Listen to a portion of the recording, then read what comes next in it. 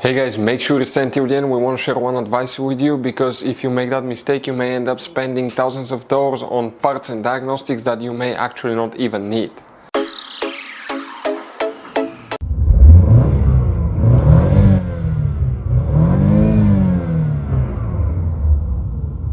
Hey guys, welcome back to Electrical Car Repair Live. Thank you guys for watching and subscribing to the channel. Today will be super helpful video to any of you having a Dodge Charger, this generation here from year 2014 to year 2024.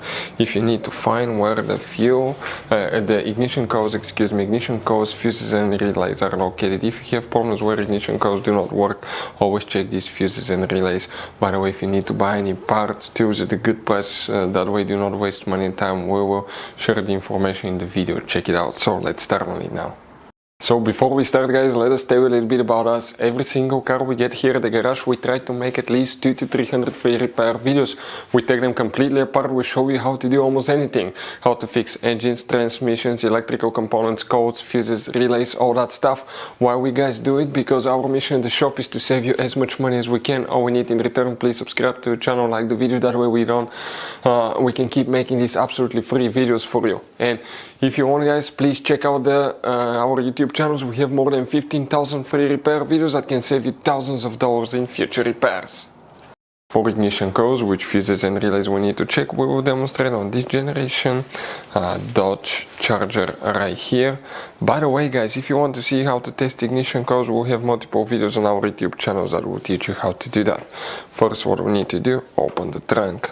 The hood, excuse me. So go ahead, open the hood, and when you face the engine guys, you see, it doesn't matter if you have a V6, V8 facing the car. On the left side you have that fuse box.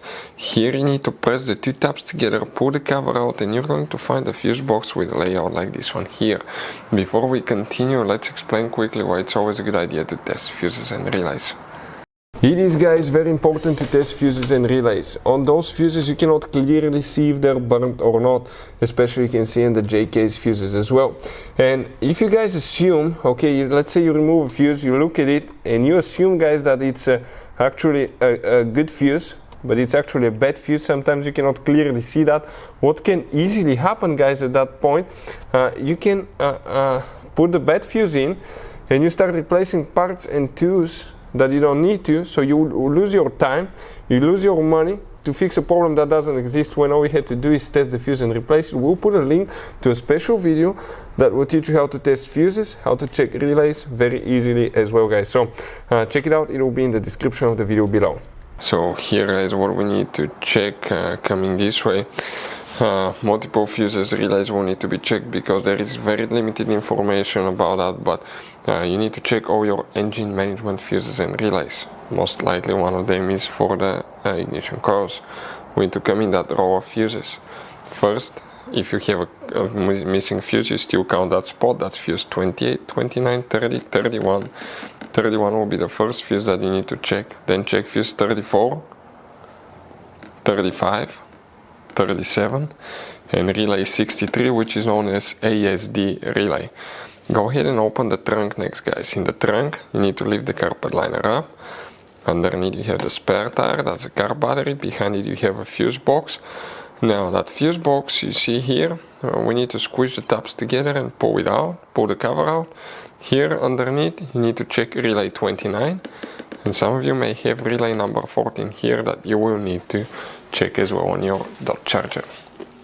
So this guy's Dodge Charger has all kinds of different fuses and relays, different sizes, and those guys, okay, could be really hard to find, especially if you're in the middle of nowhere. One time we needed a replacement, we couldn't get one, we were stuck because we had to wait a few days to get a shipment. So we recommend to buy some spare fuses, relays. Put guys some spare ones in the glove box for a peace of mind. We'll put a link in the description of the video below where you can get them at a good price, quick shipping, that way you do not waste money and time guys. Thank you for watching, hopefully the video was helpful, and see you guys next time.